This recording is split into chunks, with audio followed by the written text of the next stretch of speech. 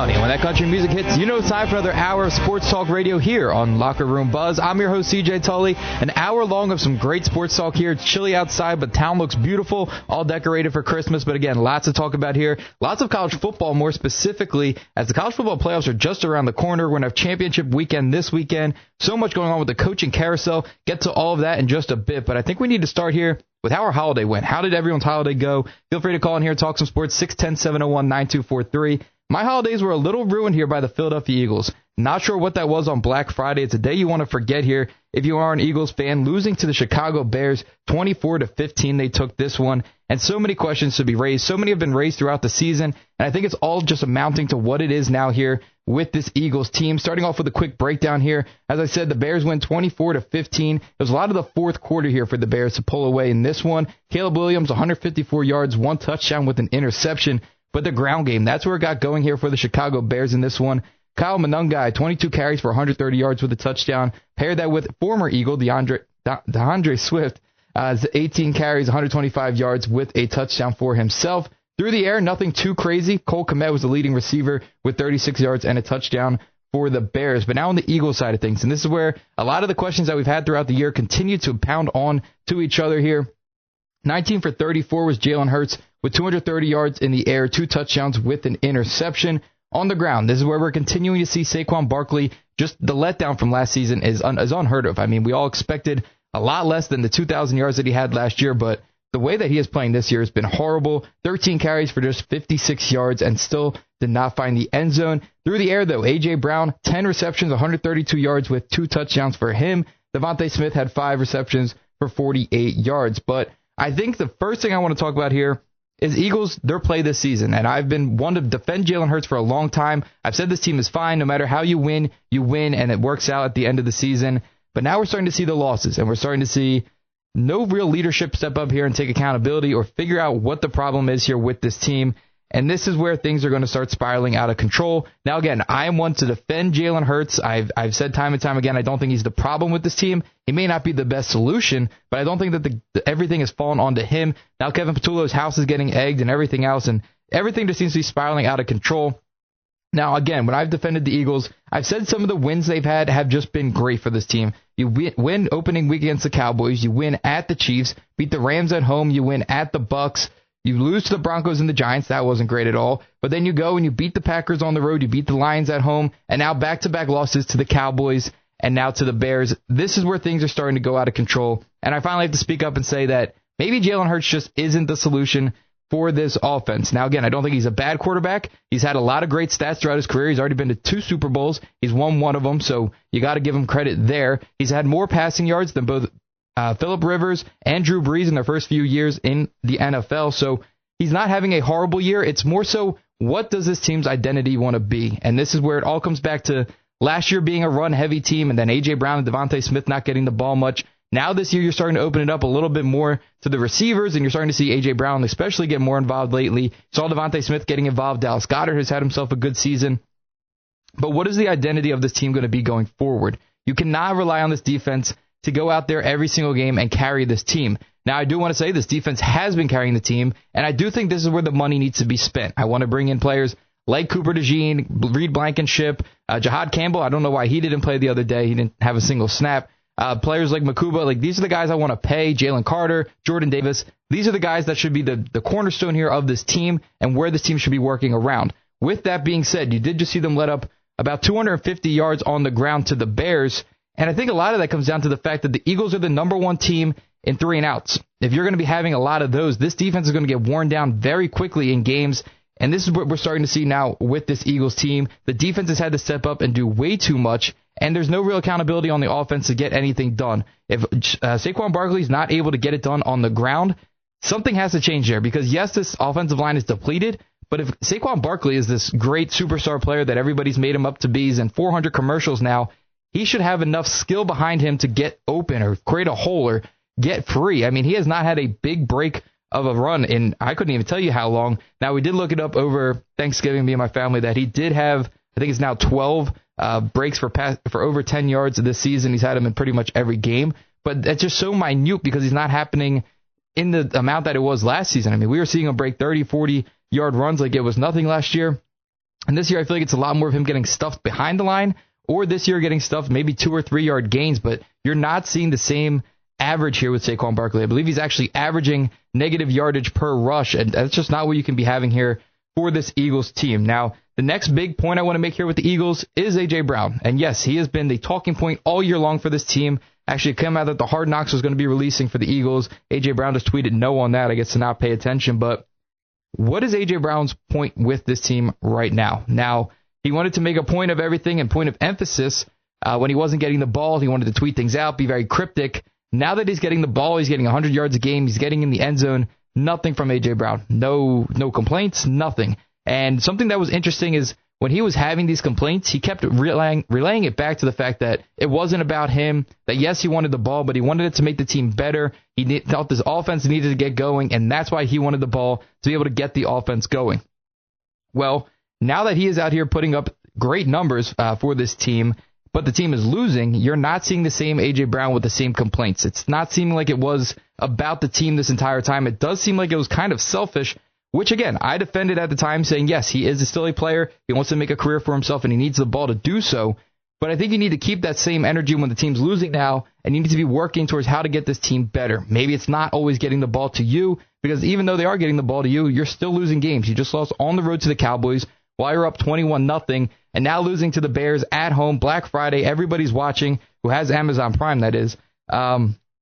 But I just think that something needs to change with this team. I think the chemistry is completely gone. I think Kevin Patullo, as much as I want to say he's not the entire issue, because it does come down to the players on the field, nothing's working on offense right now, and you need a change of face. I know Frank Reich has been a possibility coming in here to fix this Eagles offense. Doug Peterson was out there as a possibility to come in here and fix this Eagles offense. They're not giving up play calling to Patullo, and I don't want to keep putting this on Nick Sirianni, but he's done a great job here of managing these players, this atmosphere, everything that's going on with this team, but something needs to click, and if it's not going to be the offensive coordinator, I don't know what to do with this team. I don't know what to make of it. They have not been fun to watch this season, and I was a big defender that, maybe they weren't the most fun to watch, but they're winning games. But now that they're not even winning games, this team is not giving me the juice to go out there and want to watch them, especially to put time aside and make the Eagles a part of my weekly schedule.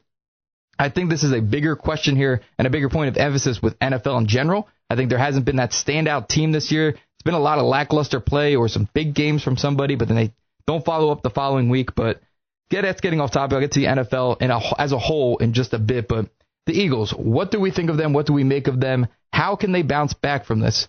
Now, a lot of people are saying Tanner McKee needs to come in here for a game just to see what he has, maybe see if that's the answer instead of Hurts. But I just don't see Hurts leaving this team anytime soon, no matter what the case is.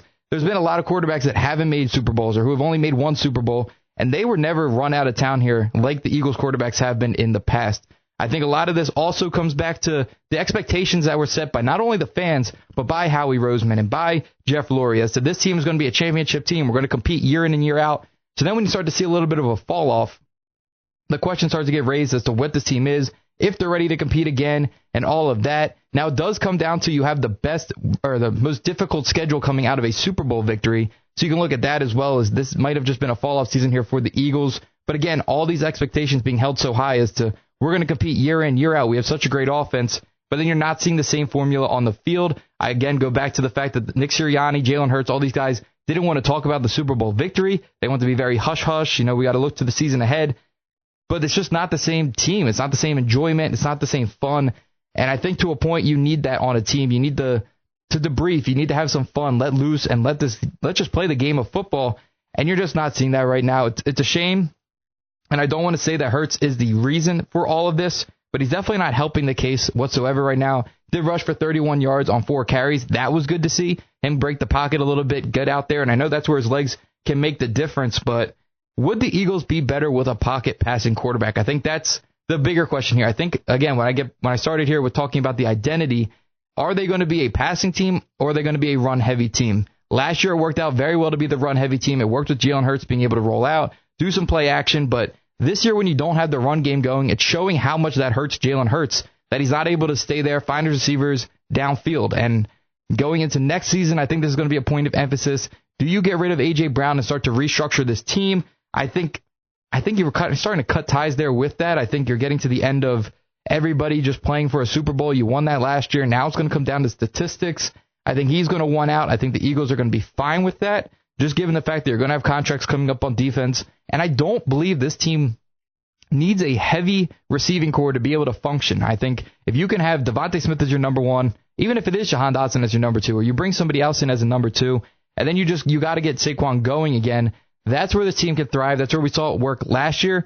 A.J. Brown definitely takes some of the eyes away from Devontae Smith and some of these other receivers, but I don't know if it's necessary for this team to have two number one wide receivers with the way this offense works. If you were to bring in an Aaron Rodgers or another pocket passing quarterback, yes, this would be their dream to have these two great wide receivers on the outsides. But with the way the Eagles are structured right now, I don't believe that's the cause and that's not the solution right now for what this Eagles team will be. They are currently sitting 8-4 in the division. Now, a lot of people want to say that the Cowboys still have a chance. It's a very minimal chance. Close here with a Cowboys fan who says they really don't have a chance at all. So I would pump the brakes on that. I still think this is the Eagles' division to lose.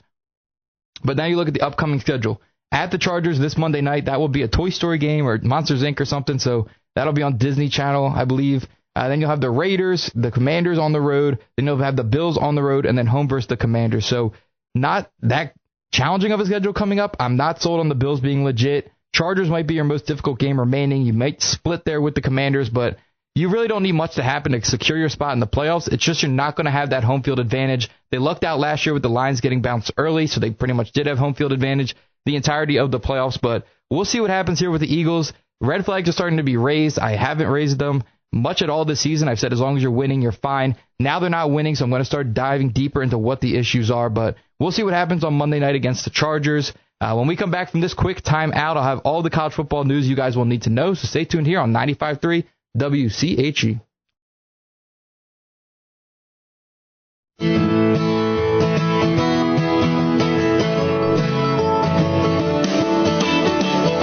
Back to Locker Room Buzz. I'm your host, CJ Tully. This Thanksgiving season, I was down in South Carolina, so that's where I caught a lot of the college football games on TV and everything else. And then I was down at the South Carolina hosting Clemson game, so I'll give you guys a full breakdown of my thoughts of that game, what's going on for the future there for Clemson and South Carolina, as well as just my thoughts on the stadium, the atmosphere, comparing it to now being at an American Conference game, a Big Ten game, and now in an SEC stadium. But as always, let's talk some college football.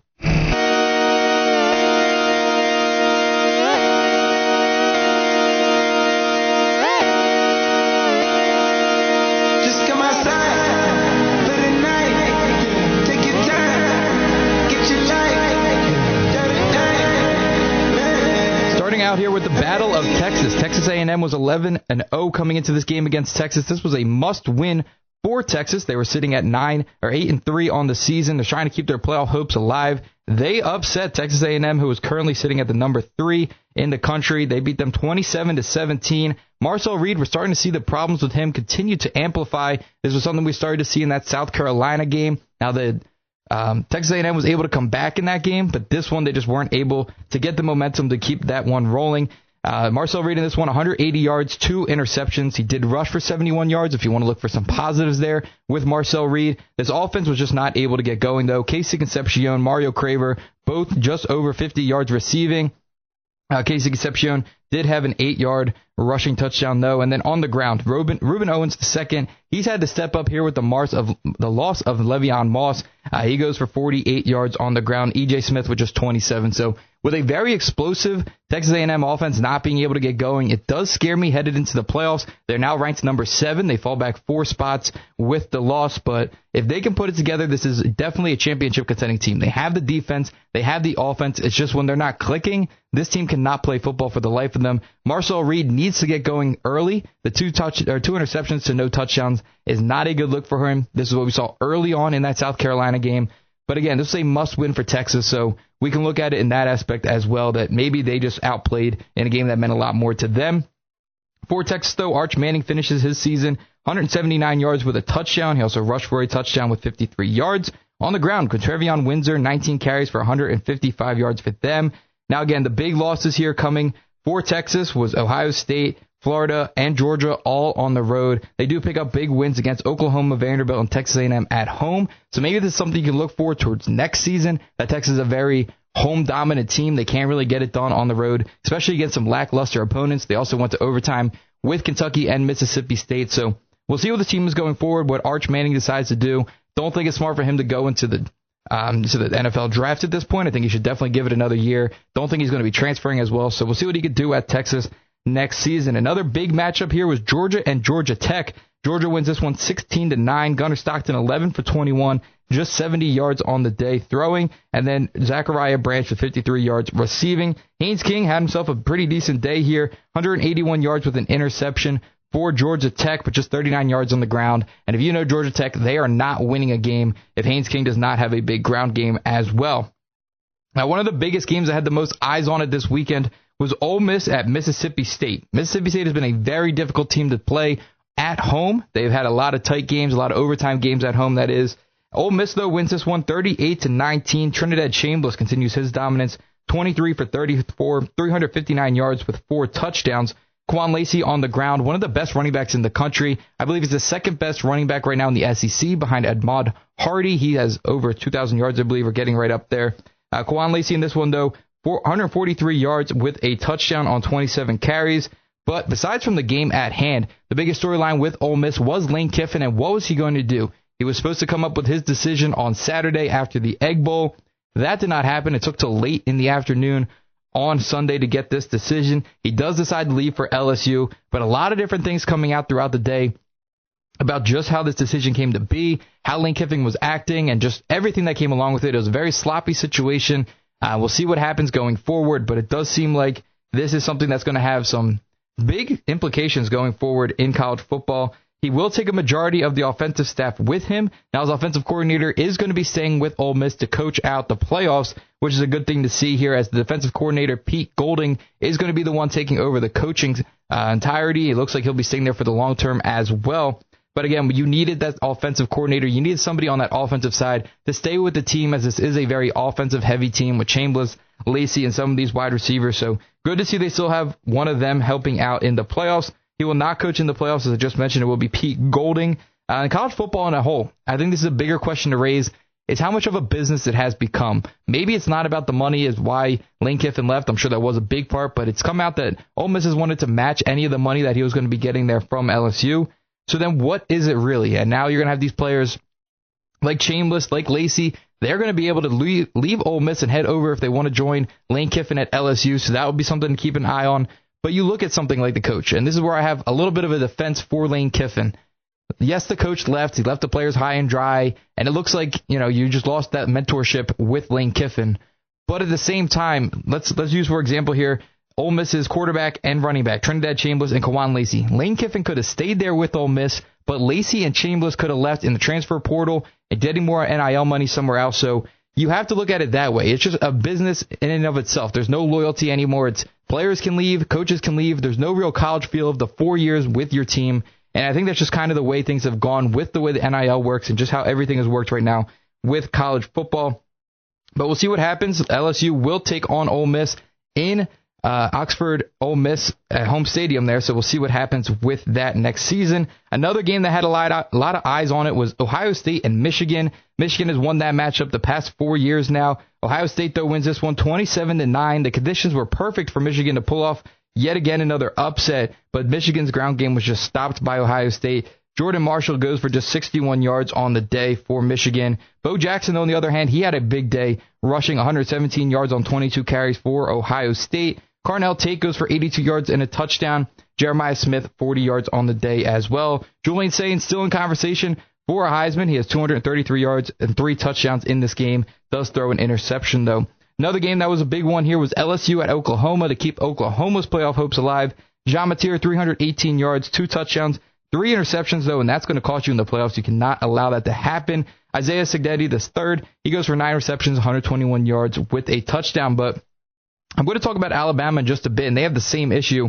But Oklahoma, no run game. Tory Blacklock, he goes for 42 yards. John Mateer just 27 yards. So no run game established. And like I said, Alabama's having the same problem here. Jam Miller just 83 yards on the day. He's their lead rusher with just 400 yards on the season. That's not going to win you a championship. You need to be very diverse in how you get things done. And I think this Alabama offense is going to get exposed in the playoffs. They could get exposed as early as this weekend in the SEC championship game. But Ty Simpson just 122 yards with 3 touchdowns on the day. I just don't think this Alabama offense has enough, and they're not known for that defense to be able to get things done. They had a loss to Florida State early. They lost another game to Oklahoma later in the season. So this Alabama team has the ability to be exposed and to lose some pretty easy games for themselves. So we'll see what happens with them going forward. Notre Dame picks up a big 49-20 win. Oregon picks up another big road win, 26-14 over Washington. And then BYU picks up a big win as well. That will come into play when we talk about this playoff bid and what's going to be happening here in the Big 12 championship. Some other teams to keep an eye on here. Miami beats Pitt 38-7 to keep their playoff hopes alive as another dominant win does so for them. Carson Beck, 23 for 29, 267 yards, 6-7. 3 touchdowns with an interception. Malachi Toney goes for 126 yards with a touchdown. He also throws a 9-yard touchdown pass to give Miami that 38-7 win. Now Vanderbilt picks up another win. They go 45-24 over Tennessee. Diego Pavia still up there for a possible Heisman. He goes for 268 yards with a touchdown, 2 interceptions, but he also rushes for 165 yards and a touchdown. Now, I did mention I was going to talk about the South Carolina game I was at compared to the Big Ten and the American. So starting off with that comparison, just the atmosphere and everything about it, I went down to the Temple-Tulane game. I was able to cover that a few weeks ago. That was the American Conference matchup. Not a big crowd, not a real big turnout. Now, again, this game meant nothing for Temple. That's where I was at, was the Lincoln Financial Field. Couldn't really fill the stand, so I didn't expect too much out of the atmosphere from an American Conference game. So that was definitely, I'd say, the least atmosphere about the 3. And then I would say the SEC. Now, I had a lot of hope here going into the SEC. You could say it was also a holiday weekend. It was a Saturday after Thanksgiving. It was on Thursday. This game didn't mean much for each team. It is a rivalry game for Clemson and South Carolina, but both teams definitely spiraled out this season worse than they would have thought. So the atmosphere wasn't all there tailgating-wise. In the stadium, though, atmosphere was phenomenal. Everybody waving their rally towels. They had their chants and everything. So in the stadium, atmosphere was great for the SEC in South Carolina, but I would say the tailgating and all was not the same atmosphere as I would have expected with how much hype the SEC does get for that. Then I went to a Big Ten game. I've been to plenty of Penn State games. I was at a Penn State playoff game when they hosted SMU last year. So I would definitely say the Big Ten has the best tailgate plus stadium atmosphere if you were going for an all. That, again, is just Penn State, South Carolina, and Temple. So maybe other stadiums would have a different atmosphere, especially with it being a playoff game that I was at for Penn State. But I've also been to some just normal games that have been great atmosphere as well. So I would go Penn State as the best atmosphere that I've been to thus far. But diving into the South Carolina-Clemson game, Clemson wins this one 28-14. Cade Klubnik goes for 268 yards with a rushing touchdown and an interception. He was my pick for a Heisman, so it was fun to watch him play. Definitely not having the season that anybody would have expected. On the ground game, though, Adam Randall, 24 carries for 102 yards and a touchdown. If anybody remembers my previews to the season, Adam Randall was a wide receiver last year. They turned him into a running back, so I was curious how he would do this year with full-time running back abilities. Goes off this one when I'm there for 102 yards. TJ Moore was the leading receiver for Clemson, 101 yards. And then Antonio Williams, he was one of the guys that said was going to be a top 3 receiver this year. Again, just not panning out that way. 66 yards in this game. Somebody I have to mention, though, is Ricardo Jones. He has 2 interceptions in this one, including a 12-yard touchdown that pretty much sealed the game there for Clemson. And their defense also recovered 2 fumbles. So as you can see here, just not a great day for South Carolina at home. Lenore Sellers has 381 yards, but 2 touchdowns and those 2 interceptions, one being the costly pick 6 that cost them the game. Naik Harbor and Badarius Jacobs, they have big days, both going over 100 yards receiving with a touchdown each. But this game all came down to South Carolina. They had a chance under 3 minutes left. They were down 6.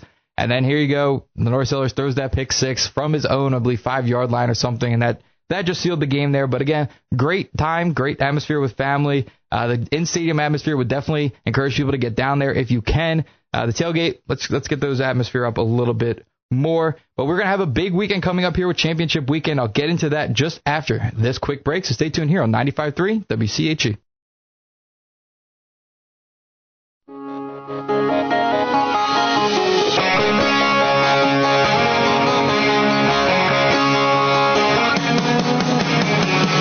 Back to Locker Room Buzz. I'm your host, CJ Tully. A few more things to talk about here in college football. We're going to have some college football championship weekend talk. We also have the coaching carousel continuing to go round and round. talk about all of that as well, and the latest college football playoff bracket. So lots to cover here. Stay tuned. But let's start here with the college football championship weekend we have ahead of us. In the American, it's going to be North Texas at Tulane. Now, obviously, I have some bias now with Tulane, having interviewed their head coach and quarterback. I've been following this team now for a while. I think they're going to have a great shot in this game. They're going to have home field advantage, but this North Texas offense knows how to get it going. Starting with Drew Mestermaker, their quarterback, 3,800 yards this season, 29 touchdowns to just 4 interceptions. They definitely know what they're doing. Then you have running back Caleb Hawkins, 1,200 yards, 23 touchdowns, and their leading receiver is Wyatt Young with 1,200 yards and 10 touchdowns. So a very explosive offense. Tulane's going to have to work with that. This defense is going to have to step up in a big way. They have recently, but again, I just need something more from the Tulane team to be able to get this done. North Texas has 3 straight games of 50-plus points. Their only loss this season was to South Florida, who was on a real bender to start the season. Now the Tulane offense, Jake Retzlaff, he's had 700 yards this season, 14 touchdowns with 6 interceptions, 561 yards on the ground as their lead rusher, and then 14 touchdowns on the ground as well. Somebody to keep an eye on, Jamari McClure. He's kind of had a breakout the last few weeks now. He didn't start the season all that well. Came into college football as a track runner, as a sprinter. They moved him over here to running back. He fumbled early in the season. They got away from him, but everybody in the Tulane world and media, they're very high on this guy. He now has 335 yards and a touchdown, but again, that's just getting started here in the last few weeks, so look for him to have another big breakout here in the playoffs. Shaz Preston, their lead receiver, 582 yards with 4 touchdowns. Another very explosive player, had a 69-yard touchdown when I was there to open the game, so keep an eye on them. Tulane's only lost this season coming at Ole Miss and at UTSA. The UTS game was horrible. I thought that would have taken them out of playoff contention, but here they are. John Summerall is out as the head coach. Happy to say I was one of the last to interview him there with Tulane, but we'll see what happens with that. He's headed to Florida. I'll get into more of the coaching carousel in just a bit. Next game we're going to have here on championship weekend is with the Big 12. That is BYU headed to Texas Tech. Bear Brockmeyer for BYU has been terrific this season. 2,500 yards, 14 touchdowns, 4 interceptions with 11 rushing touchdowns. He has been a dominant force. His brother's on the team as well. That's Tiger Brockmeyer. So very cool names there for them. L.J. Martin, one of the most underrated running backs in the league, 1,200 yards with 11 touchdowns. And then Parker Kingston, another great wide receiver for this squad, 804 yards with 5 touchdowns on the season. BYU's only loss this season has come to Texas Tech, where they lost 29-7. So I don't think it would hurt them too much. I think they would still deserve a playoff spot. I know they're not going to get it. But if they're to lose to Texas Tech twice, I think that's still better losses than what Miami has had with Louisville and SMU as their 2 losses, but we'll get to that in just a bit. Baron Morton for Texas Tech has been phenomenal, 2,400 yards, 20 touchdowns, 4 interceptions. Cameron Dickey has stepped up in a big way at running back with 1,000 yards with 13 touchdowns, and this receiving core is very deep. You have Caleb Douglas, Reggie Virgil, and Coy Eakin all over 500 yards. Caleb Douglas, the lone one, over 800 yards, but their only loss coming this season was to Arizona State, 26-22. And you didn't have Baron Morton playing in that game, so this Texas Tech team, when at full strength, is very dominant. This defense knows what they're doing as well. Great up front. Jacob Rodriguez leads the way there at linebacker. So excited for this game. If BYU wins, that is going to mean there's going to be 2 teams coming out of the Big 12 to make some representation there for them. So we'll see what happens with that. In the SEC, we're going to have Georgia at Alabama. This game's going to be played in Georgia, though, so kind of a home game there for them. Gunnar Stockton at 2,500 yards, 20 touchdowns, and 5 interceptions on the season. But then I get back to this Alabama team.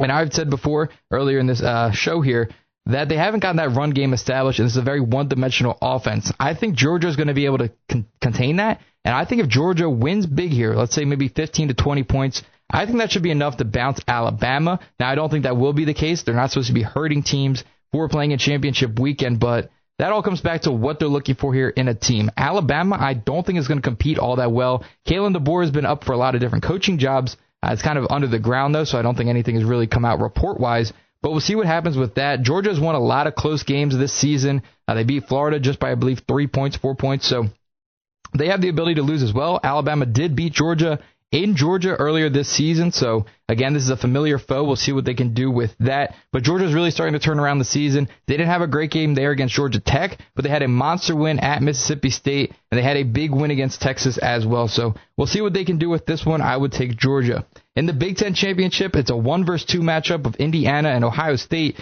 But this game really means nothing at all. All it's going to flip is the 1 and 2 seed. depending on who wins this one. Fernando Mendoza, 2,700 yards, 32 touchdowns, and 5 interceptions. Compare that to Julian Sayin for Ohio State, 3,000 yards, 30 touchdowns to 5 interceptions.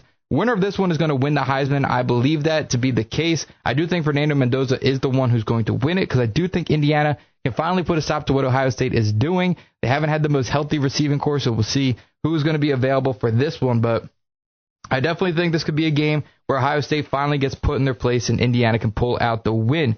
Now, the most interesting game we're going to have here championship weekend is Duke at Virginia. This one has all of the playoff implications riding on it. Duke is currently unranked. Virginia is ranked. And if Duke is to win this one, there will be no ACC automatic bid making the playoffs this year. Darian Menza, he's the quarterback here for Duke. 3,400 yards, 28 touchdowns, and 4 interceptions.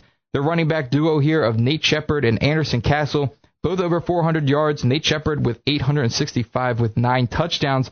And then you move down here to what this Virginia team can do. And you have Chandler Morris at quarterback, 2,500 yards, 14 touchdowns, 7 interceptions, though. But he is a bit more of a running threat than Menza is with 5 touchdowns and 248 yards. Wide receiver, I'm looking here at Jamari Taylor, 997 yards with 14 touchdowns. And then you have Trell Harris, 809 yards with 5 touchdowns. So if Duke wins, that shakes this entire thing up because then you're going to have possibly JMU and let's say North Texas or Tulane making the playoffs as 2 G5 teams. That would shake this entire thing up and confuse a lot of people when it comes to this playoff team because you could have 2 teams. Let's say you have 2 group of 5 teams that aren't really competitive. That's going to make people not like this 12-team format. They're not going to like these automatic bids for the champions because you want competitive football, and that's where people's case comes in here for Miami to make it over one of these teams. Let's say Notre Dame makes it in. One of these teams would be a lot more competitive than, let's say, some of these Group 5 teams. But looking at the playoff bracket as it stands now, you saw the 12th seed, which is going to be the lowest ranking of the 5 champions. They would be taking on Oregon, and Oregon would have a home game. You then have 9 Alabama headed to 8 Oklahoma in a rematch where Oklahoma beat them in Alabama earlier this season. Then the 11th seed would be the higher ranked of the, let's say, North Texas or JMU. And then they would be headed to Ole Miss, where Ole Miss moved up a spot, even though Lane Kiffin is no longer there. You're then going to have number 10 Notre Dame at number 7 Texas A&M. Now, Alabama and Notre Dame switch spots here. Notre Dame taking the 10th spot. Alabama moving up after a close Iron Bowl win to Auburn, which I'm not really sure how Alabama got the extra spot, except for the fact that they are an SEC team, and people do not really like Notre Dame because they are independent and they don't get that championship weekend matchup. So we'll see what plays out with that. I took this as a buffer period here for Alabama. Now, with Miami sitting on the outside looking in, if no ACC team does make it as a bid, I think that's now where they're going to slide Miami in so that there's some kind of ACC representation, and that would knock Notre Dame out as Miami won that head-to-head. The 4 teams with the bye right now are starting from 4 down to 1. Texas Tech, Georgia, Indiana, and then Ohio State. I don't really see any of that moving except for if Texas Tech is to lose to BYU, and if you are to see Indiana beat Ohio State, I see those 2 flipping as well. But lots going on here with the college football playoffs. A lot of people not liking things. I've had some people going off in my TikTok comments just back and forth, bickering about what's going to happen here with Notre Dame and Miami. It does seem like Miami is going to get a spot and Notre Dame is going to get bumped. I think Notre Dame's going to get bumped one way or another. The 2 scenarios of that happening here, if BYU beats Texas Tech in the Big 12 championship, you're going to have BYU have to make it in as the representative, and I don't think that they're going to be bouncing Texas Tech for just losing a championship game and going all the way down from 4. So 2 Big 12 teams would have to make it in that circumstance, which would then bounce Notre Dame sitting at number 10. The other likely thing here that happens is if Duke is to win and there's no ACC representation, and then it comes down strictly to Notre Dame or Miami sitting there at the last 2 spots. I do think they're going to take Miami over Notre Dame. They're going to reward that head-to-head matchup, and this is where people are going to start to say that, we need to expand the playoffs because there's too many teams that aren't making it. The best solution I've seen to this so far, again, if anybody has anything else, 610-701-9243, call in. But if there was a play-in game the weekend of championship weekend, so with this being said, it would be Vanderbilt would be in there, you'd have BYU, you would have Miami, and you would have Notre Dame. And the teams to win those play-in games, those would be the ones getting in here. And then you really wouldn't have it up to the committee to work with that number 10 and 9 spot. It would be strictly up to who wins the head-to-heads at the end of the season. I think that'd be a lot of fun. It'd be a playoff game that's added for everybody to watch. So I think that's the best solution right now. Again, college football is still kind of figuring itself out, trying to please everybody, as you do have the high ups here in the Power Four of the ACC, SEC, Big Ten, and Big 12, all fighting for the most representation here. It does look like there's a chance that you're going to have 3 of the top 4 seeds here being Ohio State, Indiana, and Oregon, which is interesting because there's always that speculation that the Big Ten never has to play anybody, but they're getting all of these teams in. So lots going on here. It's all speculation, though. It's all up to who the committee wants in, wants out. So keep an eye on that. This is Selection Sunday this Sunday, so next week's show, there's going to be lots more to talk about as we would just be getting into the playoff weekend. But I do want to talk about some of these college coaches before we move on to the NFL. So I mentioned before Tulane's coach, John Summerall. He is on his way out as he has been hired by Florida, so congratulations to him. Some of the other big ones here. James Franklin, we all know that he has been fired by Penn State. He picks up the job with Virginia Tech, and he's bringing a lot of recruits over with him. So it seems like a lot of people do want to play there with James Franklin. You also have Michigan State. They let out their new coach in Pat Fitzgerald. He will come in here to fill in that spot. Ole Miss is, I've mentioned this before, Pete Golding coming in to fill the spot of Lane Kiffin, who has gone to LSU. Auburn's another big one where you now have South Florida's head coach, Alex Golish. He's going to be heading over there. He's bringing a lot of recruits with him as well. And this is where the coaches shifting up really changes the academics of some of these students, as you do see them leaving their schools, headed to new schools, and it's just all very interesting. If you're not following college football, this is some of the stuff that comes along with it. So I definitely encourage everybody to get involved. It's a lot more fun than the NFL this year, in my opinion. I don't know if that's just me following it more, but I do think there's a lot more to follow with college football. That's why I brought it to light here on this show, because I know it's not nationally talked about all the time. I try and break it down the best I can for everybody to fully understand it, as I've been learning it over the past 2 years. But when we come back, we will get all into the NFL, so don't go anywhere. Stay tuned here on 95.3 WCHE.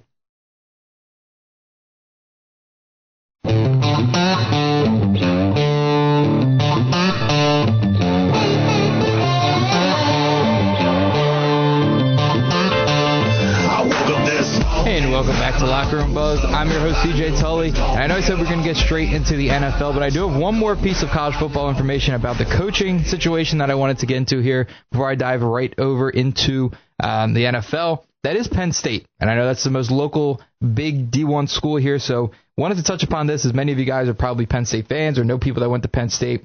But the job opening there at Penn State has been very, very interesting. Now, James Franklin was pretty much run out of town. Nobody thinks he could do anything. As I said just before the break, he goes to Virginia Tech, and he's bringing in a lot of recruits. Meanwhile, Penn State is losing every recruit they would have had. Now, they've been looking for different coaches, and at every turn, it's just not working out for them. You saw this happen with Curt Cignetti. He was a possibility to leave Indiana, go to a bigger name school there with Penn State, and maybe make something happen for himself. Then Curt Cignetti signs a big 8-year contract to stay over there with Indiana. So with that being said, they then pivoted towards, maybe you can have somebody here from Nebraska. You bring in Matt Rule. Maybe he wants to go to a bigger school. Matt Rule then signs a big contract. And this is just a revolving cycle. We saw it most recently here with Kalani Sitake over there with BYU. He's had a big 22-3 record in the past 2 years there with BYU. He now comes out and says he's going to stay with BYU and not take the Penn State job. It's just seeming like nobody wants this job. It's not a desired location, which is really interesting because this team was competing for a national championship just last year. If they beat Notre Dame, they were the ones slotted in there in that game there against Ohio State. So it's just very interesting that this is the case right now with Penn State. Everybody likes to talk highly of Penn State. They have enough money to pay players, coaches, and yet nobody wants to take on this role. I'm not sure where they're going to turn their eyes to. Some of the other big names available still. You can look at a Billy Napier. He got fired from Florida. Maybe he wants to work his way over. But the names that keep getting attached to Penn State just dwindle more and more every single week. And I think we're just getting further away from knowing who Penn State is going to have. Today is signing day, and they still don't have a coach. You're going to have the transfer portal opening up, and they're not going to have a coach to solidify, hey, come here, play for us, I'm here. It's just going to be really interesting. Maybe their interim head coach stays. I know the players like him now. But you're not getting that big name that I think they were planning on getting when they did fire James Franklin. Maybe that wasn't the route to go. But if nothing was changing, I could see why Penn State would hire or fire him.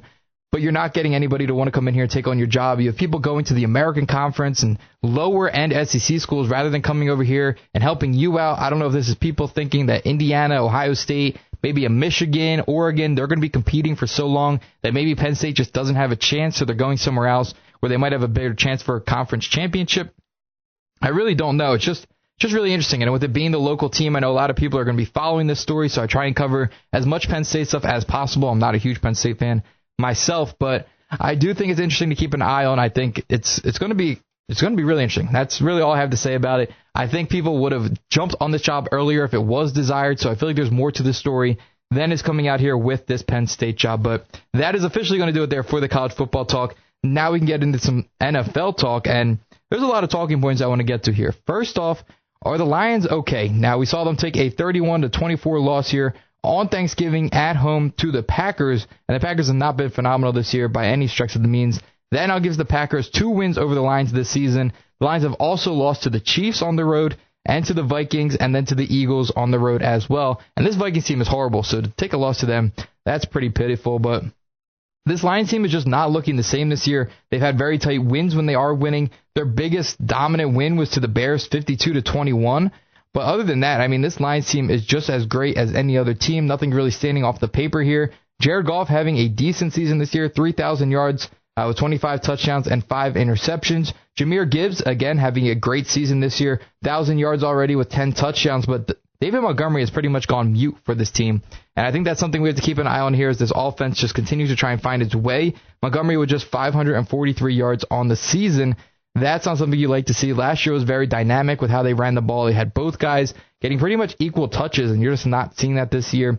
Amon-Ra with 884 yards with 9 touchdowns on the season. Jameson Williams, their number 2 receiver, with just 700 yards. So Lions still trying to find their way. They're going to have a big matchup here this Thursday against the Cowboys. If they lose that one, they pretty much eliminate themselves from playoff contention. I don't think they technically do, but you look at it and it's pretty much ruling themselves out, as the Cowboys would take a jump over them. But with the way that this North has kind of lined itself up, the Packers are going to have a chance. Seems like the Bears are just them this year. They're going to really have a chance to win that division. They beat some great competition. Everyone was saying they were frauds, but they're really starting to figure it out. So the way that Caleb Williams is pairing here with Ben Johnson, this team could be lethal, and I think they are going to win the North here as it's starting to shape up that way there for them. I did just mention the Cowboys. Let's get into them. They have been red hot. They pick up a big 31-28 win over the Chiefs on Thanksgiving. They advance to 6-5-1, having that tie there with the Packers. And in this game, Dak Prescott goes for 320 yards with 2 touchdowns. He didn't even have a big rushing day by Javonte Williams, just 59 yards. But CeeDee Lamb was your leading receiver with 112 yards and a touchdown. And this Dallas team is just finding ways to win right now. Ever since the tragedy happened there with the player losing his life, they've kind of rallied around that, and they've been a whole different team since then. They had the opening week loss to the Eagles. They tied the Packers, and they had that loss to the Bears, and then they had really bad losses to the Broncos and to the Cardinals. But besides from that, this team is really starting to find their way. If they had won that game against the Panthers or the Broncos or the Cardinals, if they just won one of these games, I know Eric, one of the producers here, he is a big Cowboys fan, so be getting the scoop from him as well. But this team just found some ways to win. They could have really been contending. Now, a lot of Eagles fans are scared now that the Cowboys have a chance to win the division. I'm still not going that far with it. I don't think the Eagles can lose this division. It only takes another win or two for them to win the division. But if the Cowboys can win out, they might have a chance here at a wild card spot. Again, a huge game this weekend against the Lions. They're still going to have to face the Vikings, Chargers, Commanders, and Giants. Nothing really too scary there if the Cowboys are able to get rolling. This receiving core is very lethal. I love everything with CeeDee Lamb and with George Pickens. He has fit in well. I thought there might be some drama there with that, with needing the ball. But you're seeing how they put that aside. The Eagles don't put that aside. The Cowboys are putting aside their differences. They lost Micah Parsons. They're kind of rallying right now. And you're starting to see a better Cowboys team. And I think this team is going to be fun to watch going down the stretch. Again, it's all going to come down to this Thursday night game, though, against the Lions, where you're going to need to see them play like it is a playoff game the remainder of the season for both teams. So this should be a fun watch. You usually don't get great games on a Thursday night, but this one is definitely not going to disappoint. Now we need to look over here at the NFC West. And this division has a chance to get 3 teams in the playoffs. That would be really, really interesting. But I do think they're going to start cannibalizing themselves. They're going to start beating each other within this division, and that's where you can see things start to fall off. But you look here with the leading Rams. They just had a big loss this weekend to the Panthers, but they're leading here at 9-3. Then have the Seahawks at 9-3 and the 49ers at 9-4. The Cardinals are already eliminated at 3-9. Not sure what's going to happen with them. They were predicted to have a better record in this division here than the Seahawks, and I just did not understand that from the start of the year. But with the Rams, the way they're playing, Matt Stafford looking like an MVP, they're definitely going to be a surefire playoff team, and that receiving core is lethal as well. Devontae Adams just continues to find the end zone, doesn't get the yards. He's more of just a goal line kind of guy. You find him down there in the red zone, but This team is lethal. I like what I'm seeing. Blake Corum's getting the ball some more there for the Rams, so watch out for them going forward. Seattle Seahawks, they had a really bad loss earlier this year. You had a game where Sam Darnold threw, I believe, 3 or 4 picks against the Rams, and you were still in that game. So they're finding ways to at least hang in these games, and they've won 9 now. So, I mean, they know what they're doing as well. This defense has been phenomenal, picking up different interceptions, fumbles, finding ways to win and give their offense extra possessions. Jackson Smith-Njigba, another one, who just continues to find the ball and make things happen when he does. I really think the Seattle Seahawks team is going to be scary in the playoffs. I think they're going to make some noise. And if they're able to get some home field advantage, that would be huge, as they do have the 12th man there. And this team would be a lot of fun to watch. Sam Darnold, 2,900 yards. Jackson Smith-Njigba already with 1,300 yards on the season. Sam Darnold has not lost his step. I mean, this was something coming out of the Vikings that nobody wanted to pay him because they thought, oh, we just had a tremendous year. He's not going to be able to keep it up. Here he is, and he's doing it, and I love everything I'm seeing here with the Seahawks team. They were my pick to win the division, so happy to see them playing well right now. Then you get down here to the other team in the division. That leaves you there with the 49ers. They've been playing well as well this season. Not as great as the other teams. They had the bit of an issue there when you were trying to decide if you were going to go with Brock Purdy or your backup there at quarterback, as he started to play well as well. But we'll see what happens here with the 49ers. You're having a great, healthy season by Christian McCaffrey. That's very rare there for them to see Christian McCaffrey so healthy late in the season. And the AFC South, this is another division where it's starting to shake itself out a little bit. You saw the Colts having a commanding lead here in this division. They're now bumped back to the number 2 team in the division as the Jaguars sit 8-4. Colts are 8-4, and then the Houston Texans, they're starting to come to life, 7-5 on the season. But this Jaguars team, they started off red hot, and it's starting to continue that way here there for them. They had an early loss to the Bengals. That was just by 4 points. Again, a very tight loss to the Seahawks, and then they got demolished by the Rams. But we'll see what happens going forward. I'm still not sold on this Jags team. I've seen Trevor Lawrence disappoint many times, and we'll see if he can continue to do that or if he's going to turn things around. And then with this Colts team, started off the season phenomenal. Now sitting 8-4, not having a great last few games on a 2-game losing streak now. Jonathan Taylor has been where they make their money. If he has a great game, they have a great game. But in every game they have lost, Jonathan Taylor has been held to under 100 yards, I believe under maybe 50 yards. So you're just not getting that out of the Colts right now. It's kind of seeming like that's what Daniel Jones was relying on. You have Michael Pittman, who's not having a great season right now. He started off hot. That's just something we've seen with Michael Pittman in the last few years. But if Jonathan Taylor can get it going, the team will be fine and get it back on track. But if not, they have a big game against the Texans this week, and the Texans are getting hot at the right time. We could see the Colts completely fall out of playoff contention here if things do not start to click for them. So we'll see what happens with that. Or sorry, the Texans played the Colts last week. Texans won that one 20-16. The Texans are going to be playing the Chiefs this week, and the Chiefs are looking like they are just completely out of this one. But again, the Texans playing great right now. They've won their last 4 games, including a win over the Jaguars, Titans, Bills, and Colts. All very big, impressive wins there for them. You're starting to see C.J. Stroud come back. We'll see if he can come back to his full form. You do have C.J. Stroud 1,900 yards this season with 11 touchdowns and 6 interceptions, but a lot of those coming early in the season. He was not playing well. Woody Marks is your number 1 running back right now with 486 yards with 2 touchdowns, which is interesting because Nick Chubb is on the team. We're going to see what happens when you're able to get Joe Mixon back in on this lineup and then this team.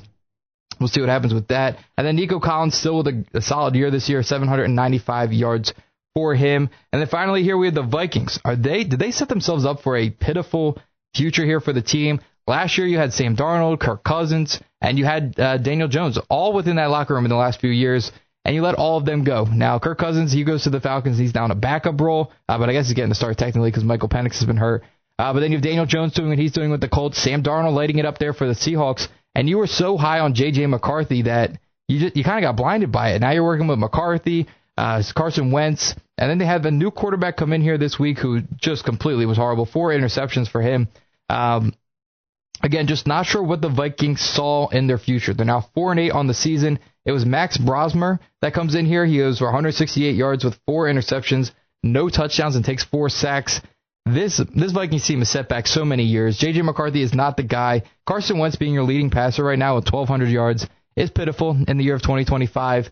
He was dealing with injuries as well while he was playing, but J.J. McCarthy this year, 929 yards, 6 touchdowns with 10 interceptions. I said this last week. I'm not sure what people were looking for with J.J. McCarthy coming into the NFL. He was very run-heavy in college. They're handing it off to Blake Corum. He was not top 20 in passing yards or passing touchdowns coming into the NFL. So, again, I think they made a mistake holding on to him. I think they're going to have to eat that mistake, and they're going to have to draft somebody else this upcoming draft, and if not, the following draft for sure. I don't know who you're going to be able to get in free agency, but I do not think J.J. McCarthy is an NFL quarterback. I do not think 9 is the way. And I think they're going to have to pivot from this pretty quickly before things get really bad, because Justin Jefferson was just 799 yards. Not sure how much longer he's going to be able to accept that, and he's going to want to get out and get somewhere else if they can't bring in a quarterback here to fix those issues there for him. But we'll see what happens with that. Some other things around the league. You still have the Chiefs not playing well. Again, that big loss on Thanksgiving to the Cowboys. They sit at 6-6. Meanwhile, you have the Chargers over them at 8-4, and then the Broncos at 10-2. Can the Chiefs still find a way in? Yes. Is it very unlikely? That is for sure. The AFC North playing horrible is definitely a help to that. In New England, they continue to win 11-2 on the season. The Bills 8-4. Still not scared of the Bills. I think Josh Allen is kind of overhyped right now, coming off his MVP season.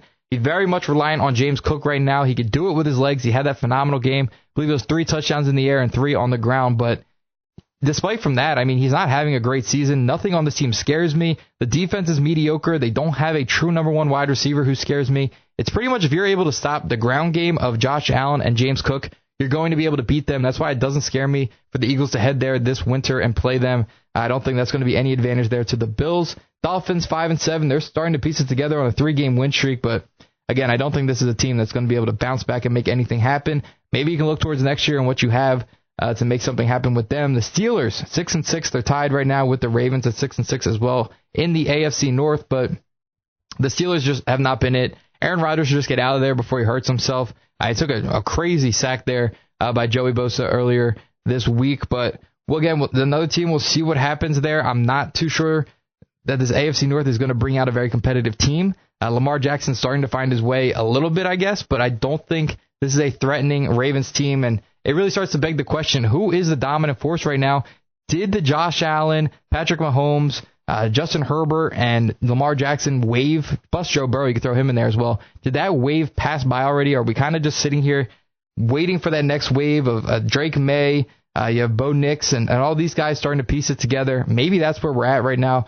We'll see what happens with that, but before I bounce out of here, I want everybody to check out letstalksports.com. That's LetsTAWK sports.com for the latest in college football and news. You can check me out on all social medias at LRBuzz_pod. Check me out on Twitter, or X now, at CJTully_LRB. I post daily stuff there as well, but lots of content coming out. I have some big news coming out about next college football season, but I probably won't release that until the spring, so stay tuned for that as well. We have a few more shows here coming up before Christmas, so always be grateful. Enjoy the holiday season. I know Westchester's going to have their parade here in town this Friday. Check that out. I believe WCHE will be there as well, so look for them. Lots of fun stuff there. But as always, this was Locker Room Buzz. Thanks for everybody for tuning in, and check me out next week here at 11 to 12 on 95.3 WCHE.